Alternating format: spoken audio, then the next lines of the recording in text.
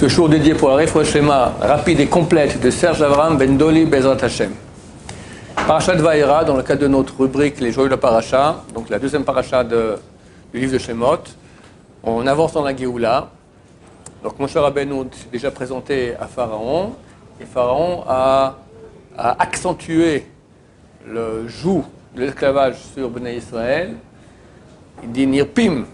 Nirpim, ils se relâchent. C'est pour ça qu'ils disent on va aller servir Dieu dans le désert, mettez sur eux beaucoup plus de travail, qu'ils doivent aussi aller chercher la paille pour faire les briques. Ils ne réussissent pas, les capots du peuple d'Israël se font frapper par les Égyptiens. Et Moshe Rabbeinu se plaint à Dieu depuis que tu m'as envoyé.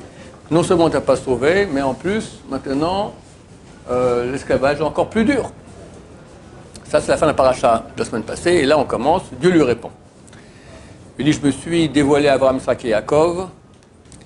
Et j'ai aussi Hakimoti, j'ai élevé avec eux une alliance de leur donner la terre de Canaan. Et Eretz Megurem, Asher Garouba, la terre dans laquelle, Eretz Megurem, la terre de leur habitat dans laquelle ils ont habité. On reviendra là-dessus aussi sur ce terme, la Megurem, Asher Garouba. Et aussi j'ai entendu les cris, les prières du Bnei Israël que les Égyptiens font souffrir. Je me suis rappelé de mon alliance, cette alliance que j'ai conclue avec Abraham, Isaac et Yaakov. La reine, c'est pour cela. Est mort les Bnei Israël. Dis au Bnei Israël. Ani Hashem, je suis l'Éternel.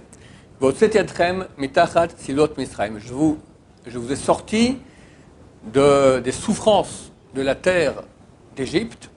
Et là, il va citer 4 termes de sauvetage du peuple d'Israël, par rapport auxquels on boit les 4 verres de vin le soir du Seder. Premier votre septième, je vous ai sorti du dessous des souffrances d'Égypte. Vitzal tietrem, deuxième terme, je vous ai sauvé mavodatam de leur travail. Vegaal tietrem, je vous ai délivré bizroa netouya avec un bras étendu, bishvatim dolim avec des grands miracles. Mais la carte Yatrem, l'île, les âmes, je vous ai pris pour être un peuple. Veterchem Elohim, je serai pour vous un Dieu. Vidatem ki ani Hashem Elokechem, vous saurez que je suis l'Éternel, votre Dieu. Amotzetrem mitachat silot Misraim, je vous ai sorti du dessous des souffrances d'Égypte. Le mot sivlot, souffrance, apparaît ici 2 fois. Une fois pour le premier terme, Votzetyatrem mitachat silot Misraim, je vous ai sorti du dessous des souffrances d'Égypte. Et on l'a une deuxième fois, à la fin, après les 4 termes, vous saurez que je suis votre Dieu, qui vous a sorti du dessous des sivlotes, des souffrances d'Égypte. Bon, c'est pas grave qu'on ait 2 fois le même terme qui reviennent dans exactement 2 versets. Un verset et le deuxième verset après. Mais ce qui est intéressant, c'est que le premier sivlot, il est écrit sans vav. Sivlot, hot, il y a un vav. C'est marqué, on peut lire sivlat, au singulier. Alors on lit sivlot parce qu'il y a un O, il y a un point de O. Mais on pourrait lire sivlat. Le deuxième, il est écrit avec vav, sivlot, qu'on doit écrire en bon français, en bon hébreu, d'accord?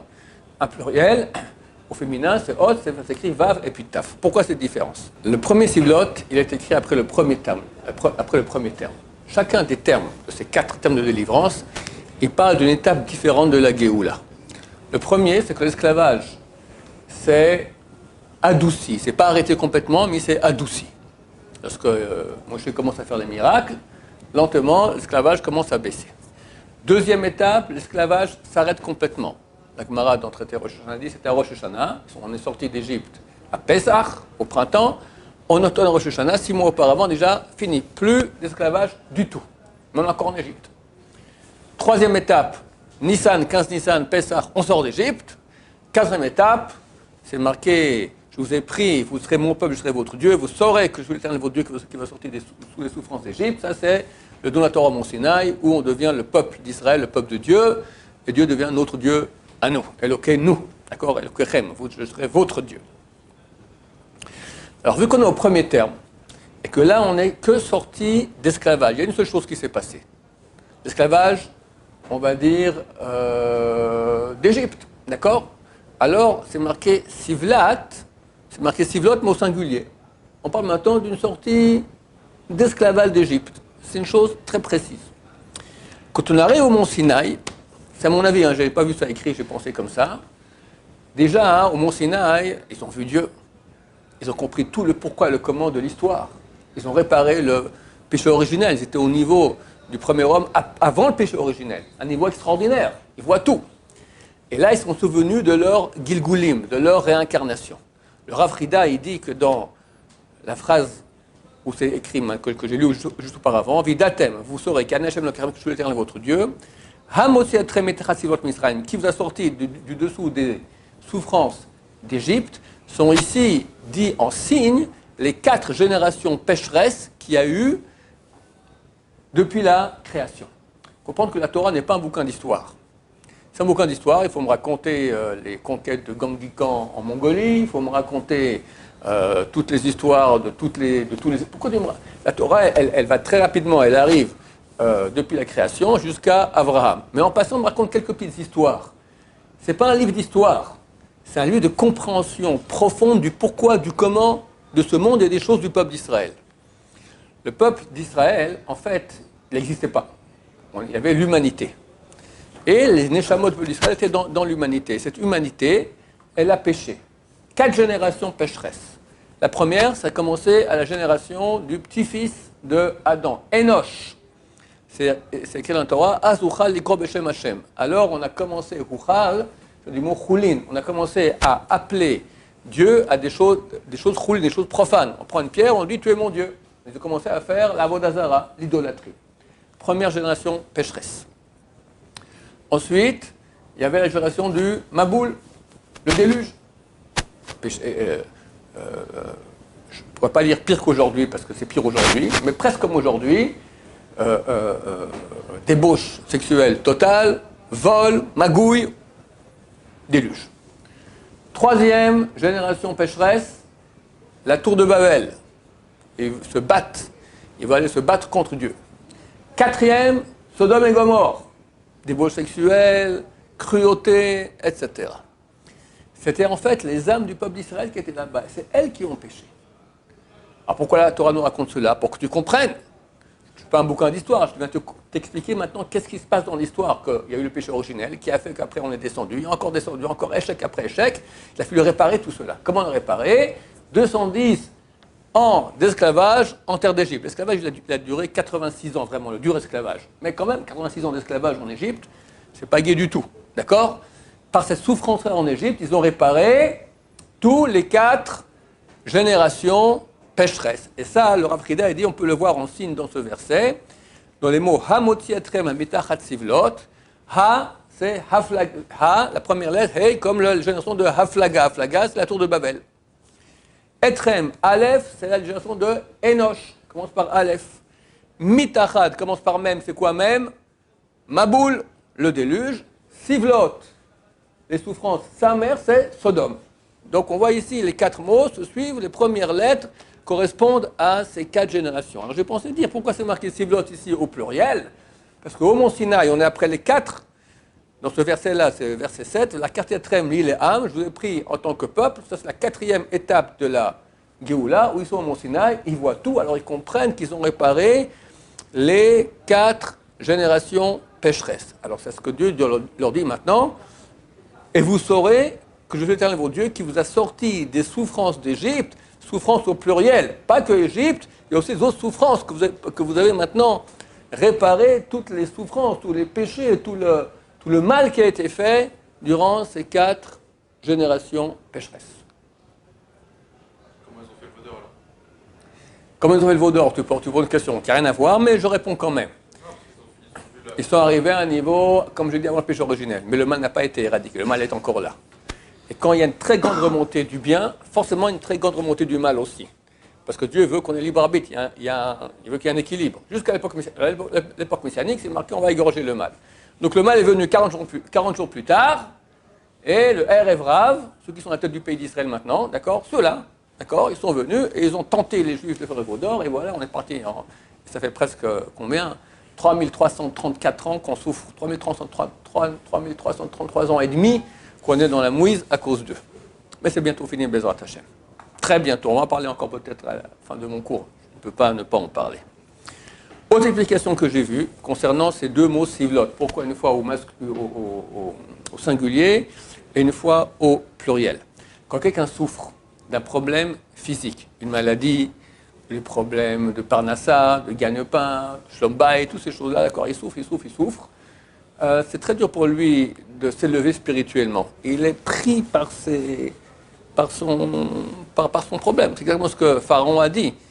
Il pense maintenant quoi? Il pense aller servir Dieu dans le désert. Mettez le double du travail sur eux. Comme ça, ils seront occupés avec la matière et ne pourront pas s'occuper de la spiritualité. Lorsqu'on parle du premier sivlot, qui parle que l'esclavage a continué, mais c'est à baisser un peu de degré, alors c'était une géoula, d'accord, une délivrance, mais que matérielle. Bien qu'ils étaient sous esclavage spirituel, ils ne s'en rendaient pas compte. Parce qu'ils étaient occupés dans leur travail, dans leur esclavage, comment finir la journée, comment tenir le coup. Ils ne pouvaient pas penser à Dieu. Donc la souffrance, elle était une souffrance que matérielle, bien qu'elle était aussi spirituelle, mais elle était cachée. Ils ne se rendaient pas compte de cela.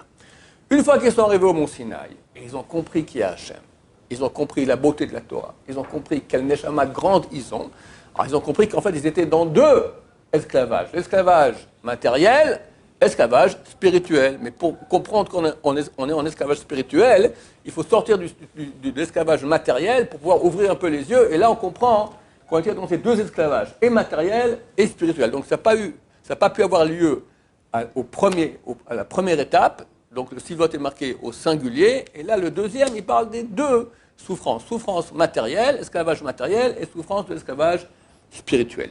Et là, je vous ai recopié à la main un langage extraordinaire du Malbim. Malbim, c'est un des plus grands commentateurs de la Bible, il y a 150 ans environ, même un peu plus. Et il pose la question pour du verset qu'on a vu auparavant. Vegam makimotié de Briti, Itam, Dieu dit, j'ai élevé mon alliance avec eux, donc Abraham, Yitzhak et Yaakov.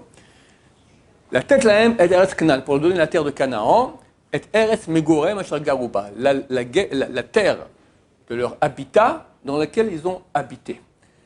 Dans le mot habiter ici en hébreu, il écrit Megurehem, Asher Garu. Garu, ça vient Megurehem, ça vient de la racine guerre. Guerre signifie étranger.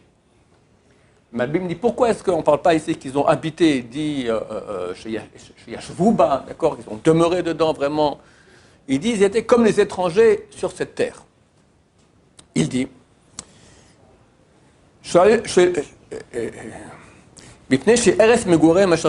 pourquoi utiliser cette terminologie? Ils n'étaient pas comme des habitants de la terre. Ragerim, comme des étrangers. Car l'essentiel de leur demeure, de leur maison, était dans le monde supérieur. Aller devant Dieu toujours. Dans ce monde-ci, ils étaient comme des étrangers. C'est pour cela qu'il leur a donné la terre d'Israël, qui est spécialement adaptée à cela, car elle est la terre de la providence divine, la terre de la sainteté et la terre de la prophétie. La terre d'Israël est une terre spéciale. C'est une terre où on peut être facilement en contact avec Hachem. Il y a une providence spéciale en terre d'Israël. On peut être prophète qu'en terre d'Israël. Normalement, on peut pas, il n'y a pas presque jamais eu de prophétie. Il y a que Yecheskel, mais Yecheskel, il y a eu une prophétie à l'étranger sur le fleuve. On dit que ce n'était pas le vrai. Sur l'eau, c'était pas sur la terre elle-même. D'accord? Yona, c'est un cas exceptionnel aussi, mais d'habitude, la prophétie n'est qu'en terre d'Israël. Il y a une très grande sainteté ici.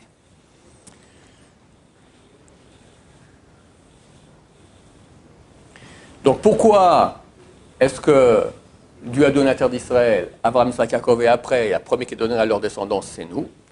Parce que Dieu veut qu'on soit en relation avec lui, qu'on ne soit pas dans l'esclavage physique comme on était en Égypte. Le but, il y a 4 étapes, la fin, qu'on soit Mahamad Har-Sinaï, qu'on est avec Dieu. Et on comprend qu'il y a 2 esclavages. Un esclavage physique, un esclavage spirituel. Et la terre d'Israël, elle est faite pour cela, parce qu'ici, on peut s'élever. Alors c'est vrai qu'aujourd'hui, même en Israël, il y a beaucoup d'esclavage physique, dans le monde entier, je ne vous dis pas. L'extrême majorité, presque totalité de l'humanité, elle est en esclavage physique terrible aujourd'hui. C'est écrit, comme tu es sorti d'Égypte, comme ça tu nous feras des miracles. Et là, on apprend que ce qui s'est passé en sortie d'Égypte se passera aussi à la fin des temps. L'esclavage le plus dur en Égypte était juste avant la Géoula. On voit que Pharaon, il a encore fait plus. On est très proche de la Géoula. C'est très clair, on va en parler tout de suite. C'est Aram met son joug comme ça pour rendre les gens idiots. idiot avec des souffrances. Il y a le corona, il y a la crise économique, il y a chacun est comme un âne, comme une brebis, comme un escargot, je n'arrive pas à trouver le terme adapté, complètement asservilé, d'accord, esclave de son portable, d'accord. Les créateurs de Microsoft et de toutes ces trucs, ils interdisent à leurs enfants d'avoir un portable. Interdit, tu touches pas à ça, c'est du poison, d'accord. L'humanité, on va tous les aliéner, les rendre des vrais esclaves. Donc on a un esclavage physique à cause des souffrances et tout le monde souffre, c'est clair. Esclavage spirituel extrêmement grand. Mais Hachem nous demande de sortir de cela. Parce qu'on n'est pas comme nos ancêtres en Égypte, avant le don de la Torah, où tu ne pouvais pas avoir la capacité de te brancher avec Hachem. C'est extrêmement dur. Aujourd'hui, on a la Torah. Tu as un neshama extraordinaire. Tu as reçu ça au mont Sinaï. Et croyez-moi, je ne comprends pas. On va dire deux choses. D'abord, il faut comprendre que notre passage ici sur Terre, il est très court. Et les gens investissent dans ce monde-ci, investissent, ils oublient l'essentiel.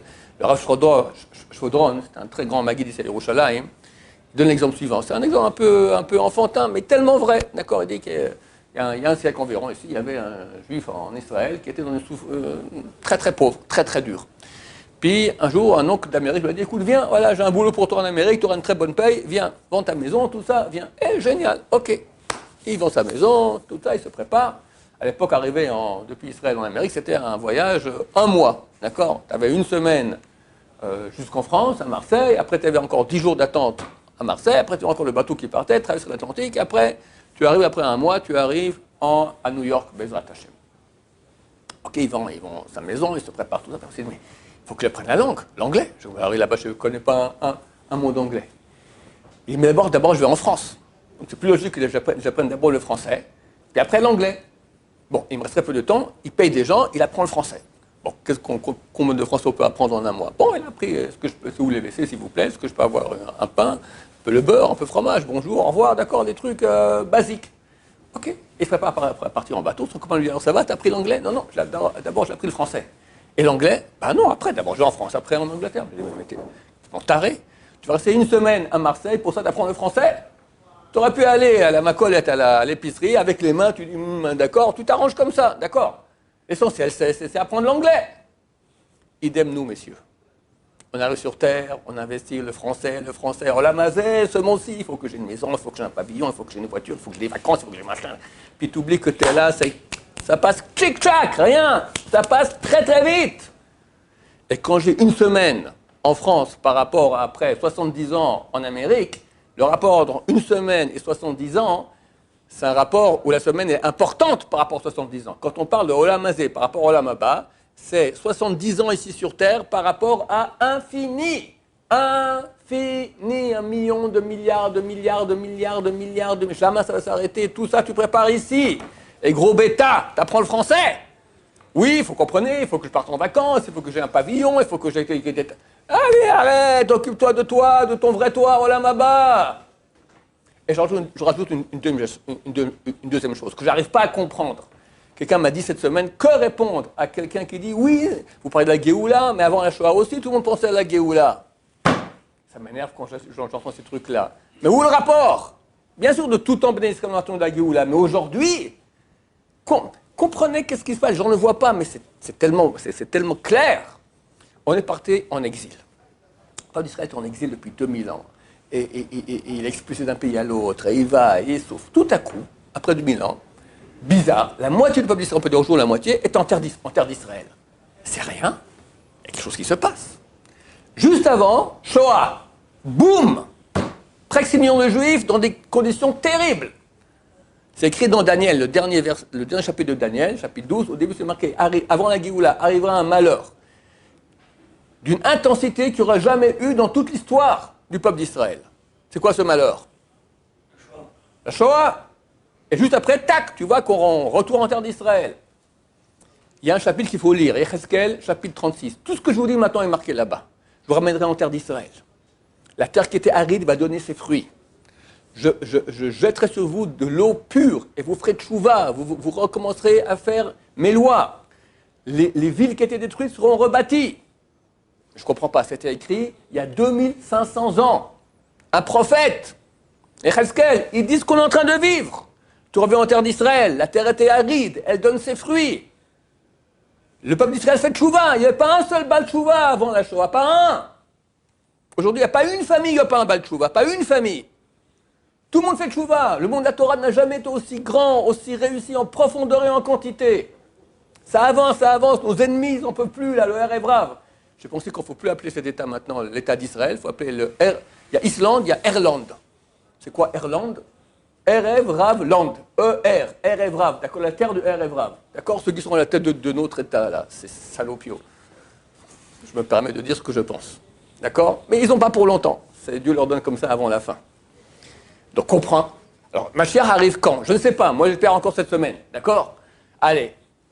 Plus Purim, plus Pessah, plus fin de l'année. Allez, 2 ans, 3 ans, 10 ans. Ça m'étonnerait franchement. 10 ans. Quand Mashiach revient, fini. Fini. Il n'y a plus la fac, il n'y a plus le travail, il n'y a plus rien, il n'y a que Hachem. Il n'y a que Hachem. Tout change. Et les gens, alors je ne dis pas qu'il faut arrêter la fac, je ne dis pas qu'il faut arrêter le travail, mais d'école commence à comprendre qu'il faut se préparer. Bientôt, on change de dimension. Mashiach se dévoile, Dieu vient, c'est fini. Tout part en cacahuète, tout ce monde-là dans lequel tu as investi. C'est fini. Tu es aveugle. Oui, mais ça fait 2000 ans qu'on nous dit ça. Oui, mais regarde, ça a changé. On est en Israël, la terre d'Israël est aride, elle donne ses fruits. C'est marqué qu'Ishmaël va venir contre nous, les Arabes. Ils vont être neutralisés, c'est fini. Il n'y a plus d'Arabes qui nous fait du mal, rien. Il n'y a que l'Iran. C'est marqué l'Iran aussi à la fin des temps. C'est pas des Arabes, l'Iran. Ça n'a rien à voir. Le mouvement de la tchouva qui est extraordinaire. Il n'y a jamais eu de l'histoire, il y a eu autant de tchouva. Jamais. Le monde de la Torah qui n'a jamais été aussi grand depuis qu'on est parti en exil. C'est rien. C'est rien. Aveugle. Cécité. On t'a mis, je ne sais pas ce qu'on t'a mis dans les yeux. Vois. Quand on est un Mashiach, je ne sais pas. C'est pour bientôt, moi je suis convaincu. D'accord, moi je le vis très très fort. Je peux me tromper. Mais qu'on est dans le mouvement, c'est clair. Alors il faut commencer maintenant à se délivrer de l'esclavage physique que le mal fait sur nous. C'est vraiment comme Pharaon à l'époque. Mettez plus sur eux encore. Allez, deviens esclave de ton portable, esclave du Covid, esclave de la parnassa, esclave de tout, esclave de tout, esclave de tout. Crève! Mais surtout pas, ne pense pas à Hachem. Et nous, au contraire, on va se réveiller, penser à Hachem, parce qu'on se prépare pour ce que le monde est en train de basculer. Il va basculer, c'est terminé. Une fois que c'est arrivé, c'est trop tard. On prend la photo comme ça. Un rabbin m'a dit une fois, on prend la poteau, parce qu'en hébreu, F, au début d'amour, ça se dit P. On prend la poteau, tic, et comme tu es, c'est comme ça que tu restes. On ne peut plus avancer. Quand Mashiach il arrive, c'est déjà l'époque de la récompense. Récompense pour ceux qui ont bossé, ceux qui sont nuls, et beaucoup ne vont pas passer, et ceux qui sont nuls, bah, ils seront nuls pour l'éternité. Je ne parle pas de la vie, que de toute façon, un beau jour, tous, on se retrouvera à mettre sur terre, et puis tout ce que tu as fait, ça sera trop tard, tu ne pourras plus rien faire dans la tombe, c'est trop tard. Mais même ceux qui disent, bon, la mort, c'est encore loin, j'y pense pas. Mais regarde ce qui se passe. On est à 2 bords d'une guerre mondiale. Poutine avec l'Ukraine, l'Iran avec Israël et peut-être aussi l'Amérique, avec leurs trucs, les pourparlers sur l'atome, la Chine avec l'Amérique. Tout va bien, non? Ouais, bon, Rav Shaya, il est un peu allumé là-dessus. Ok, allez, rien n'arrivera. Dans les 6 mois à venir, 1 an, 2 ans. Regarde ce que disent les goïms eux-mêmes, disent une guerre entre la Chine et l'Amérique, elle est inéluctable, parce que la Chine, bientôt, elle va supplanter l'Amérique. L'Amérique ne va pas accepter. Donc, on y arrive bientôt. Et tu continues maintenant. Oui, moi, quelqu'un m'a écrit, oui, ma fille a prié pour elle, elle va faire médecine. Médecine, c'est 7-8 ans d'études. Mais avant 7-8 ans, mon cher ami, c'est fini. Il n'y aura plus aucune maladie, qu'elle investisse dans des choses intelligentes. Alors, je ne dis pas aux gens d'arrêter toutes les études et tout ça. Ok, mais réfléchis un peu, fais des choses intelligentes en fonction d'un futur qui va arriver, c'est clair. Et si ce n'est pas Mashiach, moi je dis, de toute façon, il y aura Mashiach. Un beau jour, on quitte ce monde, on rentre dans l'infini. C'est idiot, mais souligner 1000 fois, d'investir presque tout notre temps dans un monde passager qui ne sert à rien et délaisser le monde véritable de l'éternité qui nous attend. Baruch Adonai, l'olam, amen va amen.